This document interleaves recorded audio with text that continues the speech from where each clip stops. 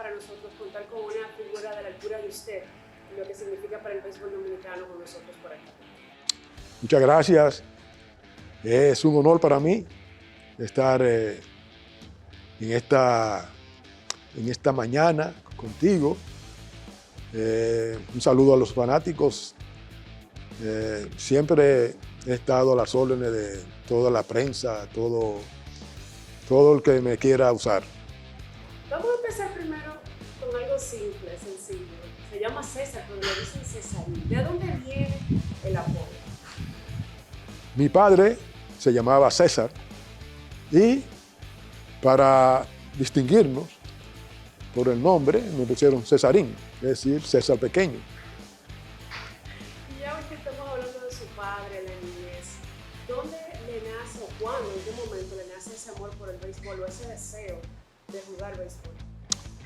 Bueno, yo tenía un tío que era un fanático, quizás el más grande fanático que tuvo la pelota, el béisbol, y él iba a mi casa a oír los juegos, tanto de Grandes Ligas como del béisbol de aquí, que se jugaba en verano.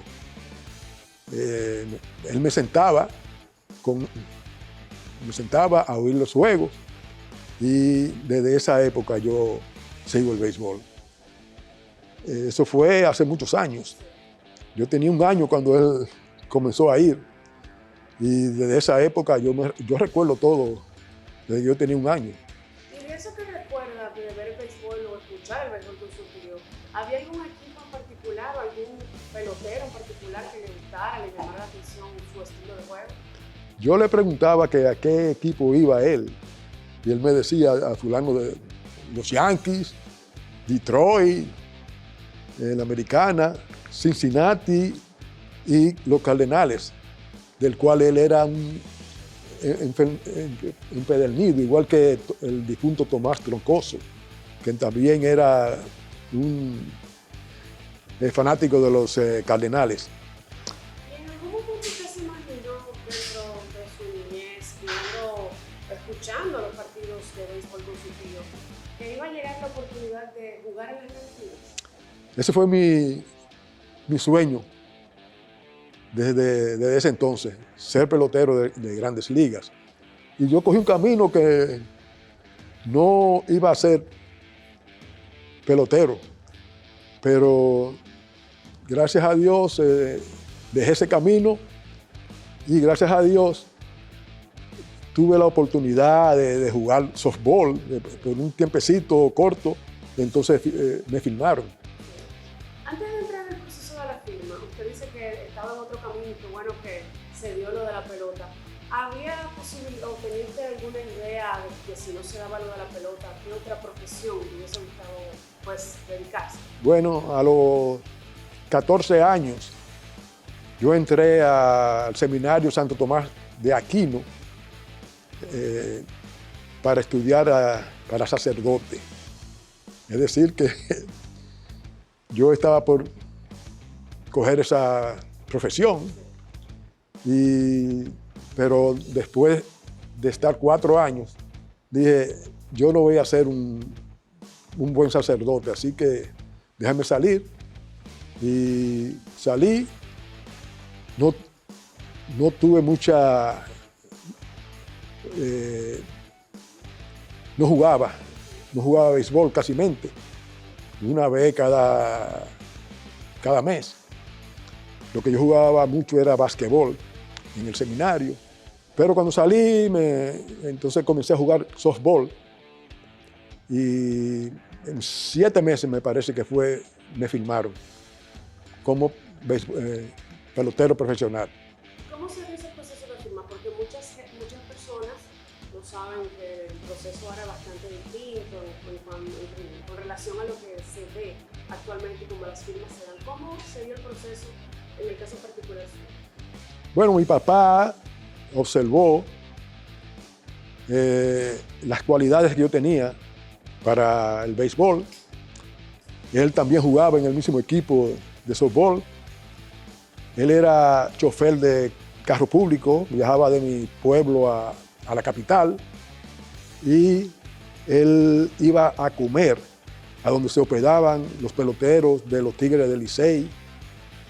Y allí habló con Guayubín Olivo, le dijo que tenía un hijo que él creía que podía ser jugador. Entonces Guayubín dijo, está bien, tráemelo a ver cómo luce. Fui, practiqué un poco con el Licey y entonces él llamó a Puerto Rico a los escuchas que había allí y le dijo, mire, aquí hay un joven que promete.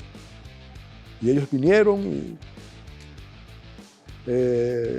uno de ellos me filmó. ¿Tu equipo el cual lo firmó fueron los Yankees de Nueva York? Sí. Sin embargo, a usted le toca debutar no con los Yankees en Nueva York, le toca con los Astros de Houston. ¿Cómo se da el cambio que usted llega a hacer, el cambio de los Yankees, que sale del equipo? Bueno, el segundo año yo jugué en clase A, una clase A mediana, y lucí muy bien en el outfield. No batía lo suficiente, pero ellos se dieron cuenta que yo podía progresar. Entonces Houston me cogió en lo que le dicen ahora el draft de las ligas menores. Tuvieron que mantener un año en Grandes Ligas y así fue el proceso que yo pasé en ese tiempo. Hablamos de Houston, pero los años más grandes de su carrera le tocó cuando llega y a cambio nuevamente a los Rojos de Cincinnati y es parte pues, de la gran maquinaria roja. ¿Cómo puede usted o cómo recuerda usted esa época cuando se ve el cambio y cómo su llegada a Cincinnati? Bueno, a mí me gustó mucho porque al otro día del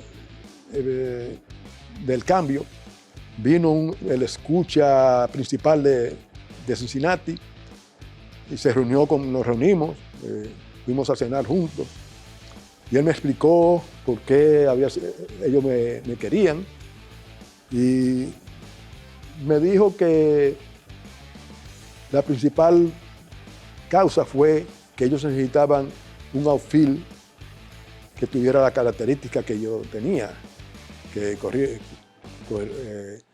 fildeara bien y que tuviera buen brazo. Que yo iba a jugar frecuentemente en el equipo y eso pasó. Una cosa que en Houston no lo hacía. En Houston no me ponían a jugar frecuentemente, sino que a veces defensivamente o a correr. Las características suyas como buen defensor le valieron para ganarse 4 guantes de oro de manera consecutiva.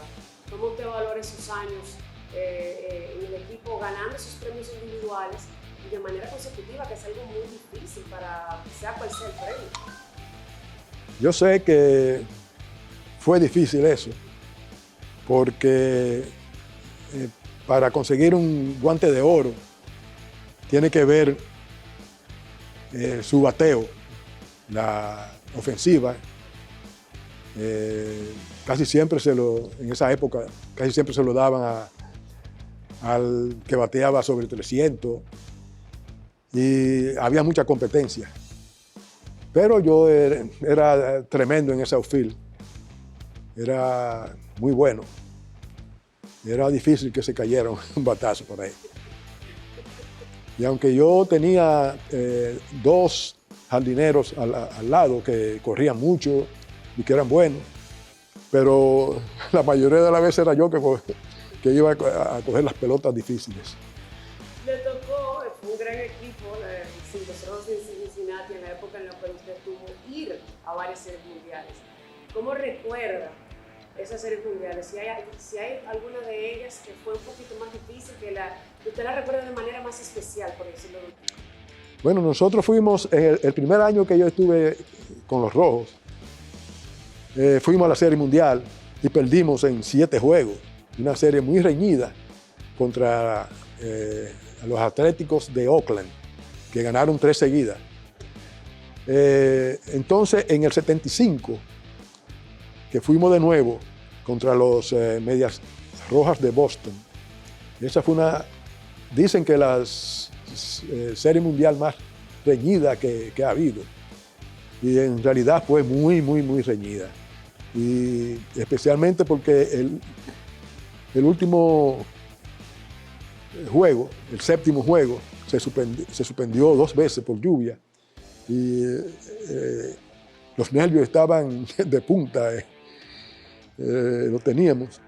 Entonces el último juego, ya estábamos perdiendo en el séptimo inning, una cosa así, 3-0.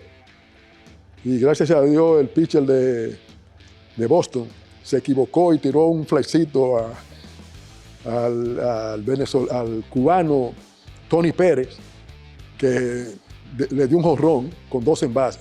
Había 2 envases y empatamos el juego y en el octavo inning anotamos una y ahí ganamos. Pero esa serie fue muy reñida.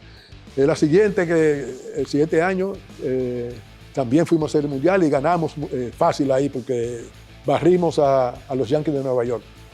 Le ganamos en 4 juegos. Usted tiene un apodo bastante interesante que le decían sus compañeros allí en las Grandes Ligas. El jefe, el chief. ¿De dónde viene ese apodo? De Jerónimo, del apellido. ¿Sabes que Jerónimo era chief, Sí. chief indio? Entonces, un coach, un entrenador que tenía Houston, me comenzó a llamarme Chief, y todo el mundo lo cogió y por eso soy el Chief todavía. ¿A usted le tocó estar en un equipo tan emblemático e histórico como ese grupo, ese núcleo que tuvo en ese momento la gran maquinaria roja de los Rojos de Cincinnati? ¿Cuáles de sus compañeros de ese tiempo usted recuerda más, que compartía más o lo recuerda de una manera más grande?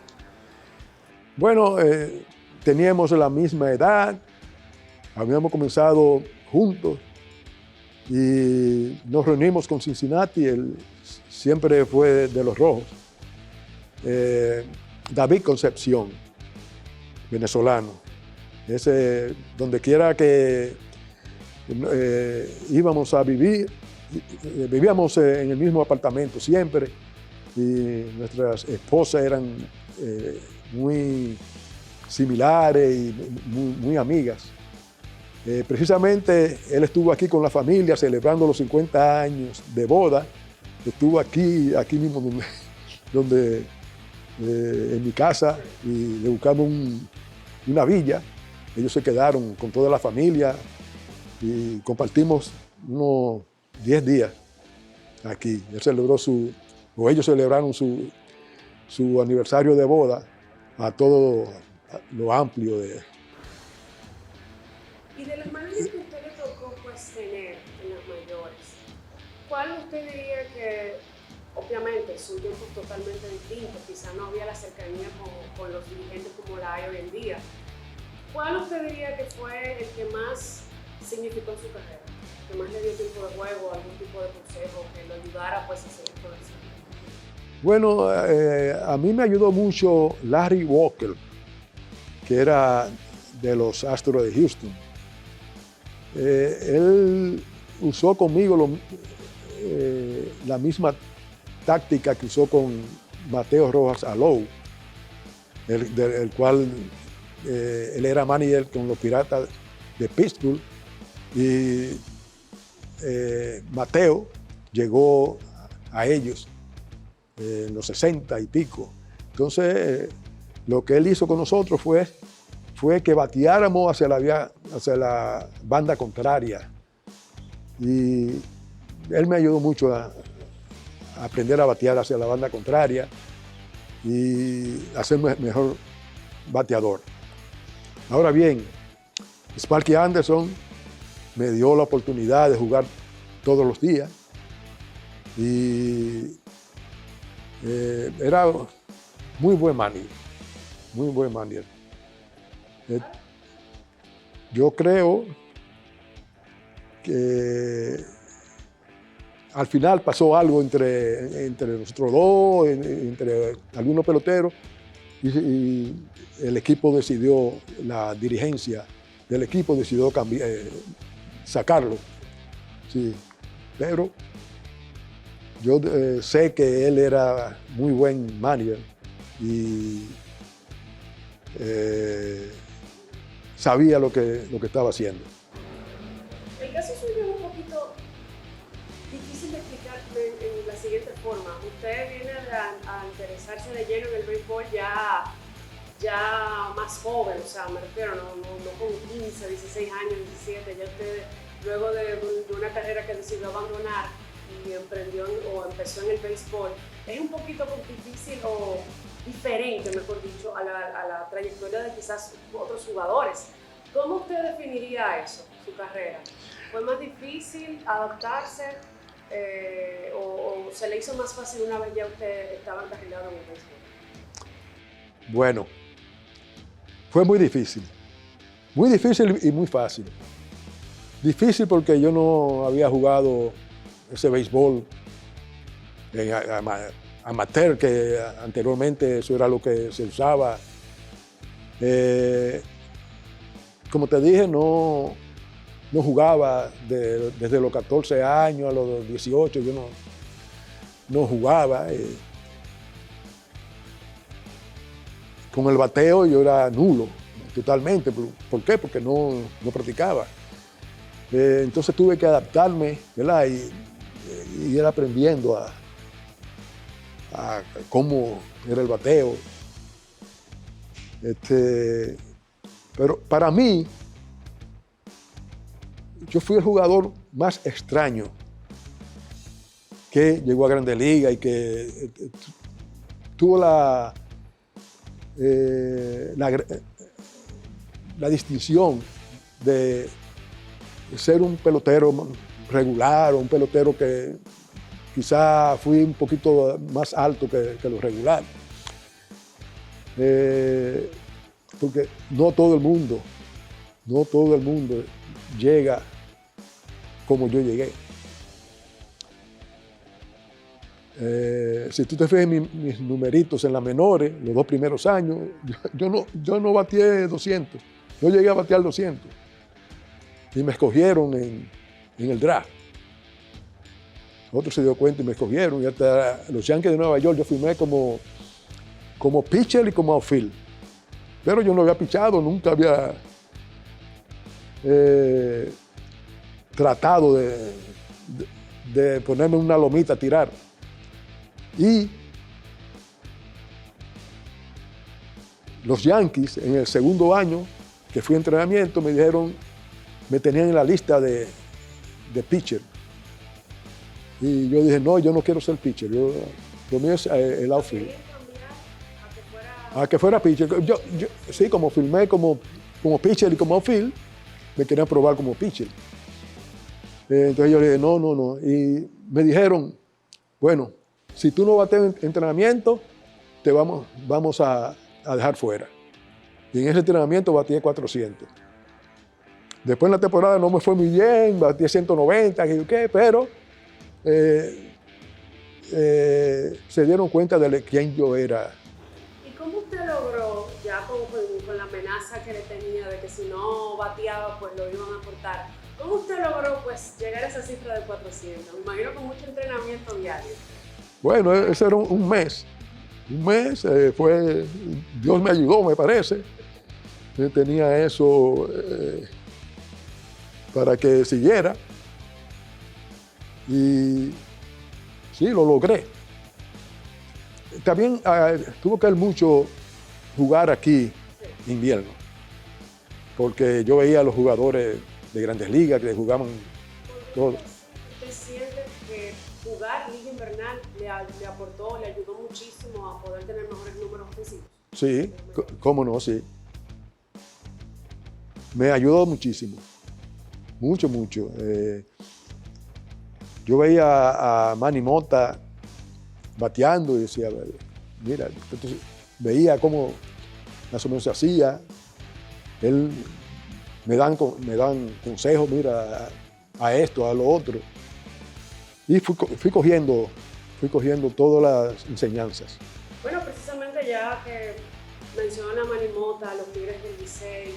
Usted en la posición del outfield, prácticamente cuando usted llega a los Tigres, también Manny Mota era parte de los jugadores que eran parte del outfield. Cuando usted llega, cómo se da? ¿Cómo recuerda usted esa época en la cual se da la transición, en la cual Manny Mota pues, ya va cediendo un poquito la posición? Bueno, ya yo jugaba outfield en las menores y cuando fui a Grandes Ligas, no siempre, pero me ponían en el center field. Ya Manuel no tenía tanta agilidad como cuando era joven, entonces me pusieron en el center field. Y ahí pasé toda mi carrera con los Tigres. Bueno, y de hecho Manny Mota eventualmente pasó a ser dirigente de los Tigres del Licey. ¿Cómo fue? ¿Qué tan chocante, por decirlo de una forma, fue? Luego de verlo como jugador, verlo como dirigente, fue compañero y ahora es dirigente. Bueno, él tenía todas las características de ser un buen manager y tenía que ponerlo como manager. Sí. No, todo el mundo lo respetaba y él se hacía respetar.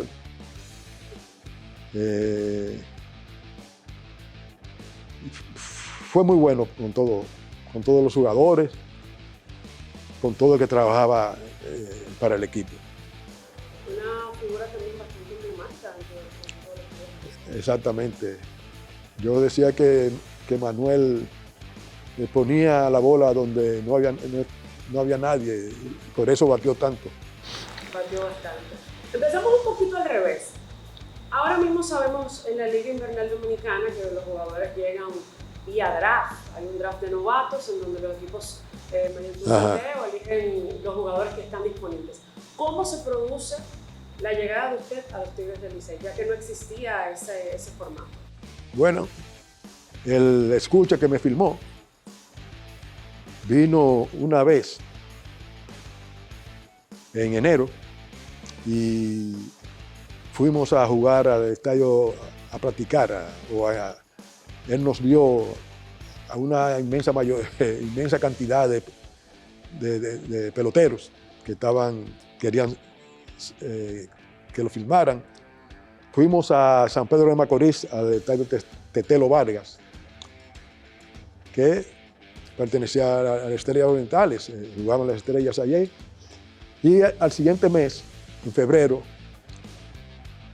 vino de nuevo, entonces me filmó, pero esa vez fue en el estadio Quisqueya, que estaba el Licey y el Escogido, pero fue a través del Licey que consiguió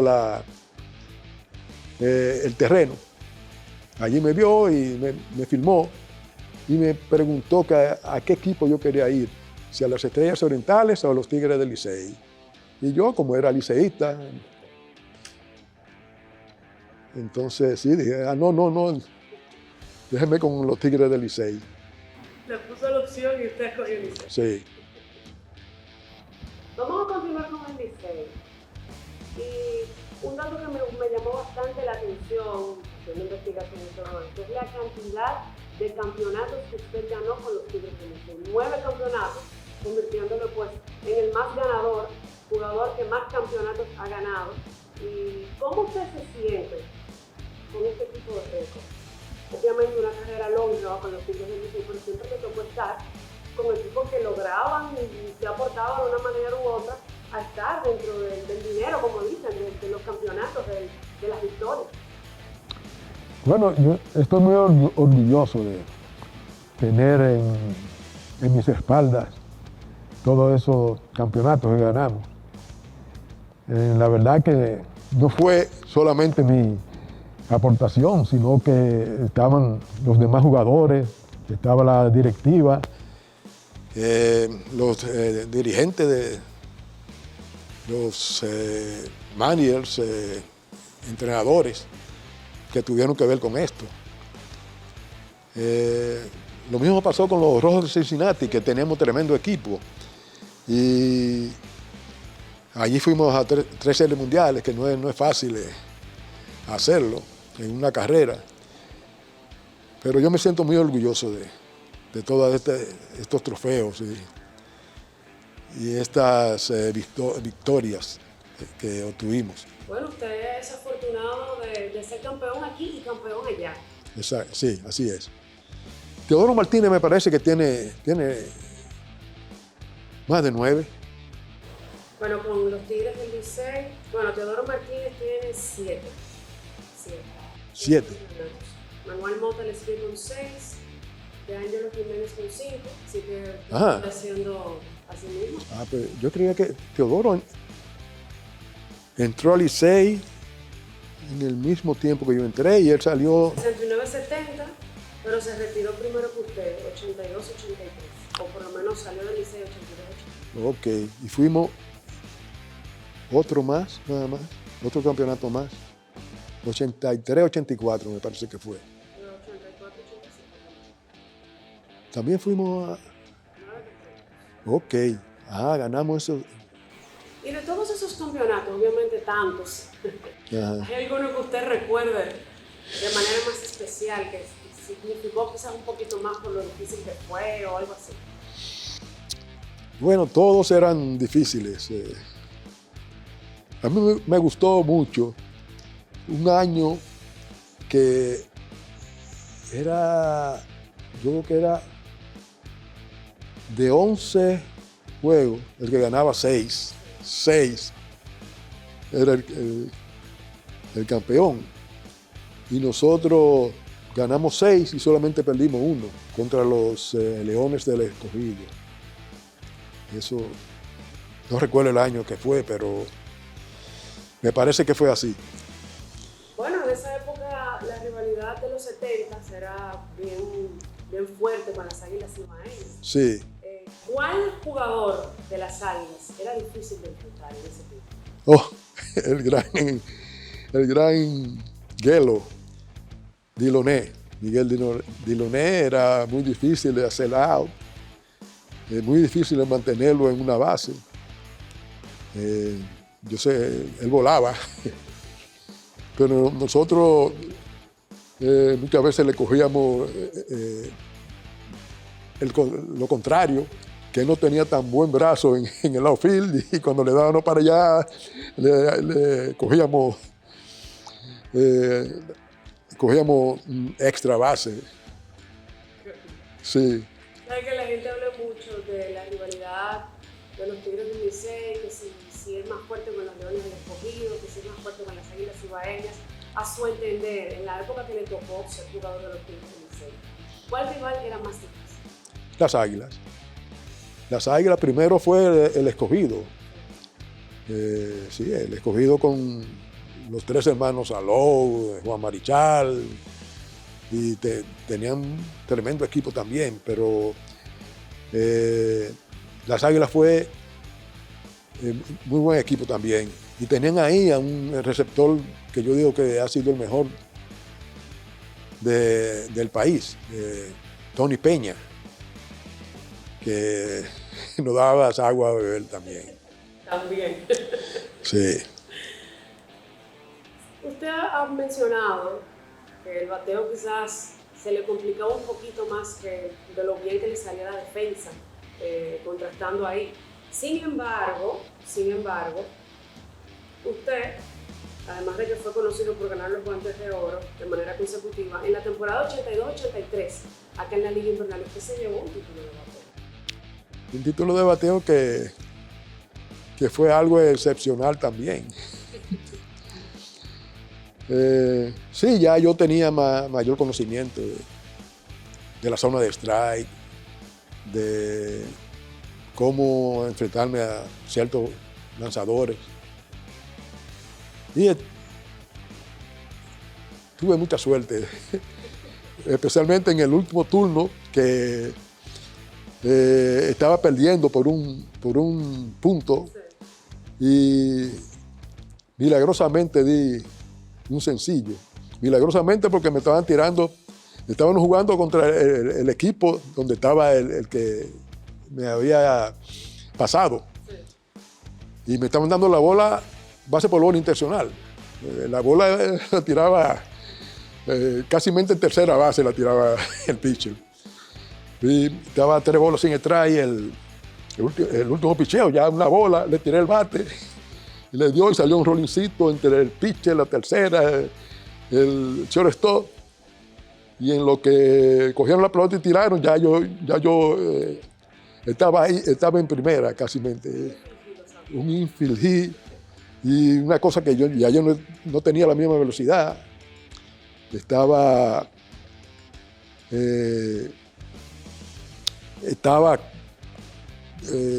con lesiones en las piernas, especialmente en los tendones de Aquiles, y ya me estaban molestando demasiado. ¿Y cómo se sintió usted con haber podido lograr esa hazaña, a pesar de los problemas ya físicos y de lesiones que usted menciona, y de no ser quizás el punto más fuerte dentro del terreno suyo? ¿Cómo le hizo sentir en un ámbito personal el haber podido lograr esa distinción? No, ya yo era un veterano y ya el bateo no era tan difícil. No era tan difícil. Yo no he mencionado a Manuel Mota ya cuando era manager, que me cogió y me llevó, antes de las prácticas, me llevaba y me daba instrucciones de bateo, mira esto, a lo otro. Ahí también yo aprendí mucho del bateo. ¿Podemos decir que Manuel Mota fue una especie de mentor en ese...? Sí, claro, sí. ¿Qué otras personas, ya sean jugadores, también le ayudaron a lo largo de su carrera? Bueno, Tommy La Sorda. Tommy La Sorda también me ayudó en el bateo y me llevaba por la mañana y estaba 1 o 2 horas conmigo. Y también tengo que agradecerle a Tommy La Sorda, que al principio no me gustaba mucho. Cuando estaba con el Escogido, no caía mal, pero después cuando fue para los Tigres, ya vimos que era una persona que amaba a sus jugadores y que trataba de que uno se sintiera bien. De esos dirigentes que tú mencionas, Tommy La Sorda, de los Tigres del Licey, ¿cuál usted recuerda así que decía, qué bueno fue jugar con tal manager? Bueno, todos tenían sus métodos, sí, pero casi siempre era a favor del jugador. No, claro que había problemas con ciertos jugadores. Yo recuerdo que el difunto Pedro Borbón, por poco entra por un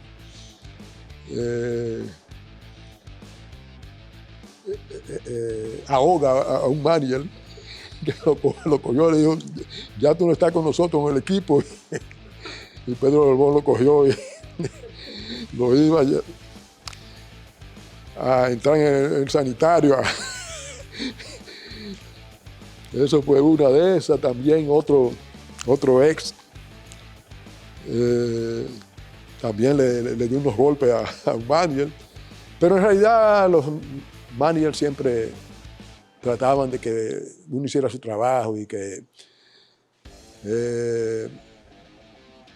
a través de él el equipo fuera más competitivo. El Licey, uno de los equipos más históricos de esta liga, por el cual han pasado una infinidad de jugadores súper importantes. En el tiempo que le tocó estar en el Licey, ¿recuerda alguno de ellos con quién hizo mejor, tenía muy buena relación? Para mí con todo. Yo, el pelotero dominicano principalmente, no le gusta juntarse mucho, hacer liga con los jugadores, ¿verdad? Uno siempre está en su casa. Por lo menos yo era muy casero, no trataba de ir a otros lados con mis compañeros, pero en el juego era el juego. ¿verdad? Eso es lo que yo percibía en esa época. Yo creo que ahora también es lo mismo. Sí. Sí. Por ejemplo, yo recuerdo que hacían actividades y no iban muchos peloteros. El mismo equipo hacía y no iba muchos peloteros. Vamos a volver nuevamente a la parte ofensiva de su carrera. ¿Qué consejo de los que le dieron para mejorar su habilidad en el bateo usted entiende que fue la que más le ayudó a mejorar números?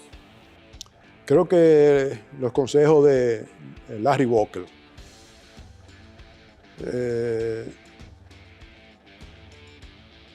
Batear hacia la vía contraria, una cosa que no se hace ahora.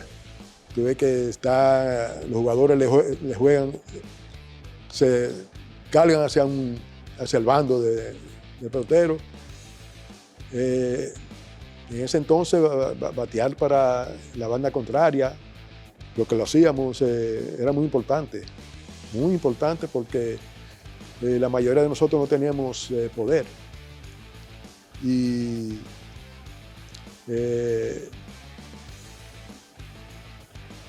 muchas veces, jalando la bola, quitábamos la vista a la pelota, mirábamos hacia la vía contraria, movíamos la cabeza. Y el bateador no puede mover la cabeza. Tiene que tener la vista fija en el lanzamiento para ver hacia dónde va la pelota. Otra de sus cifras históricas con los Tigres del Licey es la cantidad de partidos jugados, un total de 681. Y eso es algo que llama mucho la atención porque usted jugaba sus temporadas completas, sus temporadas con Cincinnati, sin embargo venía aquí y jugaba la temporada con los Tigres del Licey. Ese compromiso, esa entrega con los Tigres, ¿a qué usted le atribuye eso? Amor al béisbol, sobre todo amor a la fanaticada, muy importante. Y que uno venía a relajarse aquí, ¿verdad? Era un béisbol fuerte, muy fuerte, pero a mí me gustaba. Lo mismo que a Tony Peña, también se entregaba a su equipo y le gustaba mucho. Y en esa época casi a todos los grandes ligas jugábamos. De los grandes ligas de esa época, ¿cuáles para usted eran en esta liga jugadores que todo el mundo seguía? Bueno, los hermanos Salou, Juan Marichal, por supuesto, Rico Carti. Esos eran los más anteriores. Entonces venían después Tony Peña, Miguel Diloné. Estaba Cabeza Fernández, era de los Tigres también. Unos cuantos. ¿Por qué usaba el número 80? Yo usaba cualquier número cuando venía, porque cuando venía de terminada la temporada allá en Grandes Ligas, en octubre, que casi siempre íbamos a los playoffs, Serie Mundial. Entonces, cuando llegaba al Licey, el número que yo tenía el año anterior, ya alguien lo tenía. Y en el año 80, yo dije, mira, yo quiero el número 80, a ver si me lo van a coger de nuevo. Entonces, nada, pasé los 4 años. Después de eso, nadie se atrevió a... Nadie me tocó con el 80. No. ¿Hay algún partido en específico de aquí de la Liga Invernal que usted recuerde de manera positiva? Que haya pasado algo que usted diga, wow, fue difícil este juego. Bueno, Yo creo que en un juego que yo no participé, ese fue el más emocionante para mí. Y fue uno que era el último juego de la serie, del campeonato. Águilas contra Licey. Y me parece que era un doble juego. Y las Águilas estaban ganando ya 3 partidos a 2. Y, ¿cómo se llama? Hatcher, de un jonrón. Un jonrón para ganar el primer juego de los 2. Y ahí, entonces, ganamos el segundo. Yo no estaba jugando, yo estaba lesionado. Y hasta estaba cogiendo, tomando mi vehículo, que me iba para la casa, porque estaba prácticamente perdido. Y con ese batazo de Hatcher, el primer nombre no recuerdo de...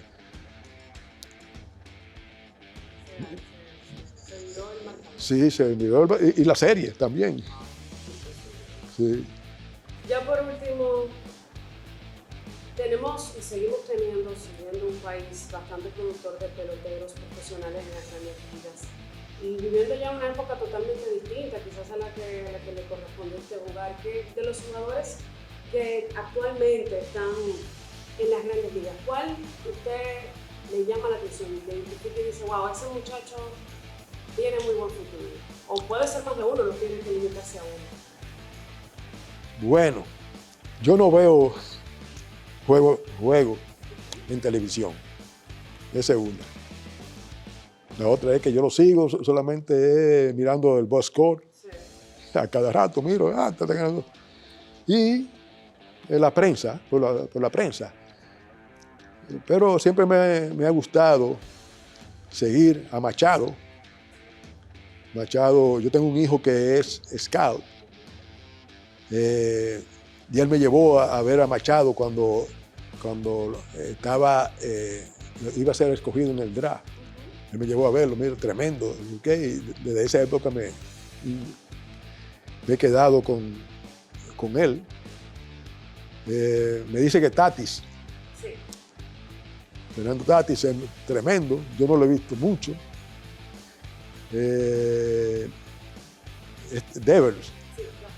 Devers, Soto, son muy buenos peloteros. Y por ahí vienen muchos que van a dar la talla en Grandes Ligas. Claro que sí. Ya entonces, para despedir, un mensaje final a esa fanaticada de los Tigres del Licey. Bueno, los Tigres son los Tigres, ¿verdad? Y creo que la directiva siempre está fajada, trayendo los mejores importados y viendo a ver si se van arriba de las Águilas en eso de temporada, si ganar y perdido. Así que de verdad muchísimas gracias por habernos recibido acá en su casa y por dedicarnos este tiempo, y a los fanáticos del béisbol de la Liga Invernal Dominicana que siempre están pues muy interesados por conocer cada una de las leyendas y la historia de cada una de las leyendas del país. Bueno, ya yo lo dije, estoy a las órdenes de que me sigan conociendo y este conocimiento lo van a tener para siempre. Ojalá que sea conveniente para ellos. Saludo a todos los fanáticos.